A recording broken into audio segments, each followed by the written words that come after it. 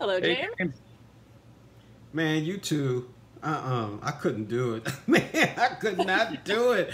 Oh my God. I'm here today with two of the veterans from Naked and Afraid, Sarah Bartell and Matt Wright. It's Discovery Channel's Naked and Afraid, Last One Standing. These guys in Africa, literally butt naked, surviving. This is just Sarah. Let's get started with you, okay? Explain to me how you got involved with this. I mean, what does it take? I got involved because it was a trap. And it takes a little bit of insanity and a whole lot of mental fortitude to do this challenge.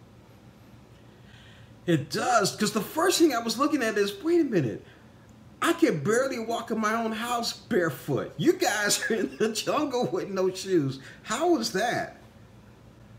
Oh, it's it with as soon as you have no shoes on and naked, you realize that you've been living in your own shelter, and and reality becomes every single thorn, bug bite, and rough step forward. It without a doubt, that's the reality.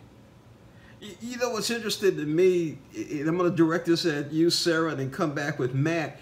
It seems like it takes a lot of patience, a lot of wisdom, and fortitude, because there were a couple of people there that didn't have any of those. Sarah. Yeah, yeah, every so often that is the case. I live off grid full time, so this is very much a part of my everyday life. But stripping down even further, literally and figuratively, is how you get naked and afraid. And this particular challenge is going to be even crazier because for the first 21 days, we are actually tied to our partners, which means that if they tap, we have to leave too. Matt, how did you survive all this? I mean, what is your basic background? If I'm reading this right, you're a marksman. You've been in 215 days on Naked and Afraid, so you've been around for a while.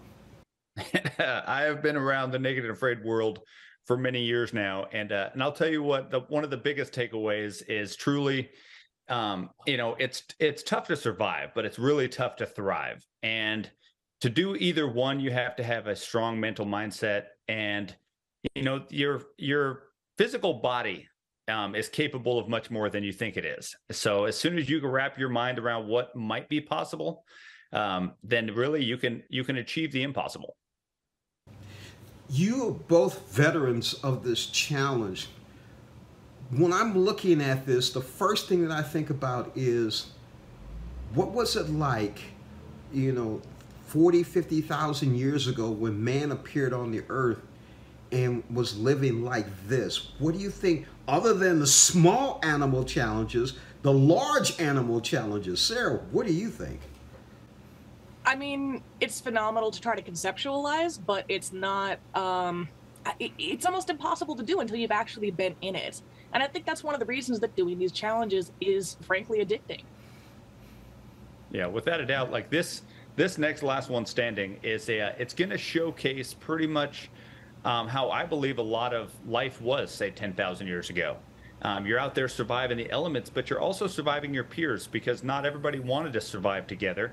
And because of that, 10,000 years ago, there would be sabotage. There would be sort of a competition of being the last one standing in your tribe, in your region. And because of that, this is going to showcase a step back in time. We're going almost prehistoric on it. Yeah, yeah, it's exactly. Sarah, I agree with you. Yeah, this is definitely prehistoric.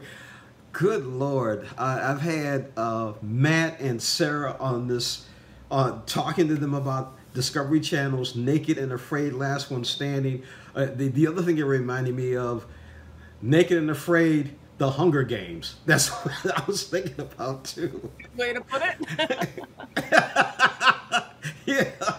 I want to thank both of you for, first of all, not only being on the show, but just watching this experience was just crazy.